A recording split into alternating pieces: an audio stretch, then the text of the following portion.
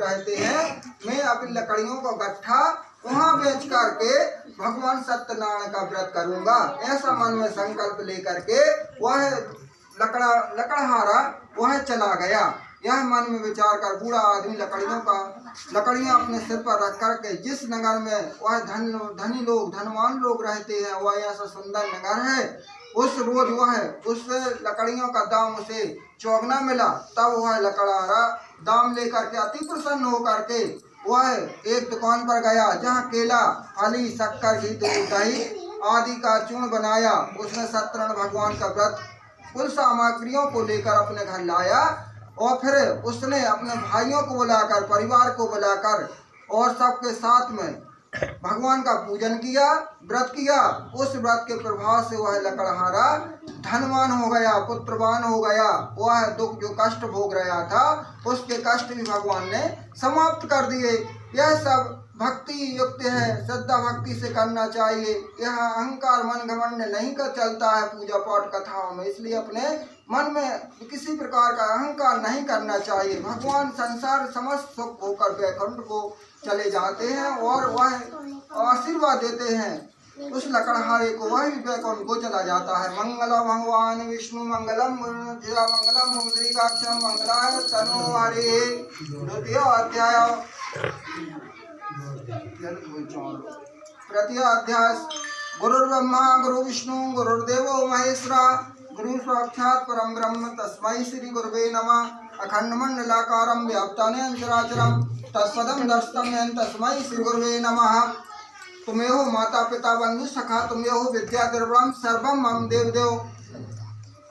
श्री सूत जी बोले, हे मुनि श्रेष्ठो, मुनियो, अब आगे की कथा कहता हूँ, सुनो। पहले समय में उल्का मुख नाम का एक बुद्धिमान राजा था। वह सत्य वक्ता और जितेंद्रिय था। प्रतिदिन देव स्थानों पर जाता, वह गरीबों को धन देकर को उनको कष्ट दूर करता है।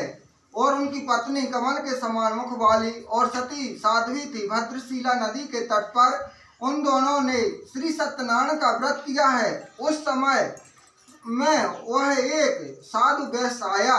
उसके पास व्यापार के लिए बहुत सा धन था। वह धन नाव को किनारे पर ठहरा कर राजा के पास आया और राजा को व्रत करते हुए देखकर विनय के साथ पूछने लगा, हे राजन, भक्ति युक्त चित्र से यह आप क्या कर रहे हो? तो मेरी भी सुनने की इच्छा है, सो आप मुझसे बताइए। राजा बोला, हे साधु,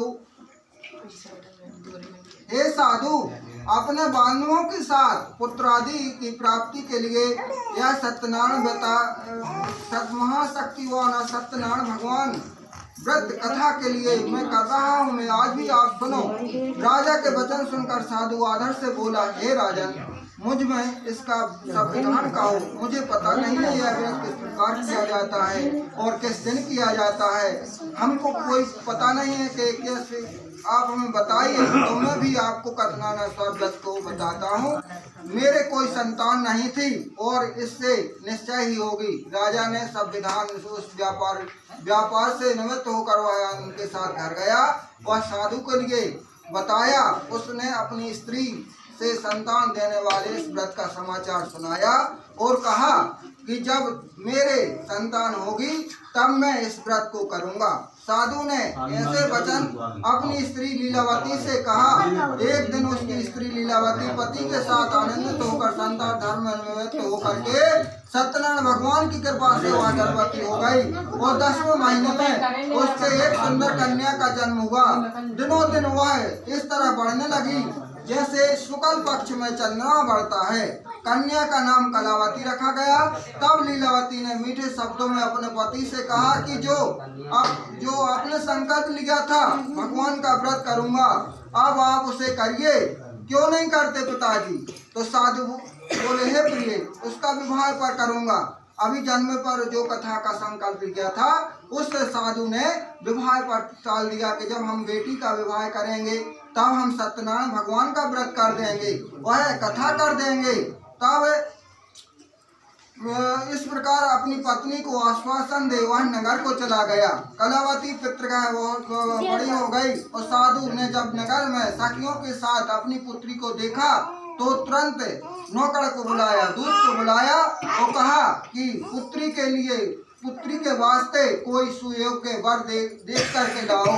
तो उनका जो चौकीदार नौकर था और वह चला गया और साधु की आज्ञा पाकर के दूत कंचन नगर पहुंचा और वहां पर बड़ी खोज और देखभाल करके लड़की के लिए सुयोग्य वर ने पुत्र को ले आया। उस सुयोग्य लड़के को देख करके साधु ने अपने बंधु बांधवों से प्रसन्नचित्त अपनी पुत्री का विवाह उसके साथ कर दिया। फिर तो किंतु दुर्भाग्य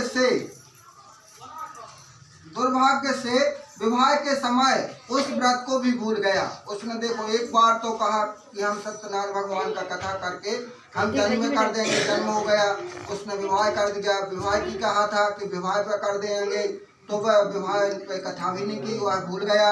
तब श्री भगवान क्रोधित हो गए कि ये बानिया तो ये साधु बहुत होशियार है।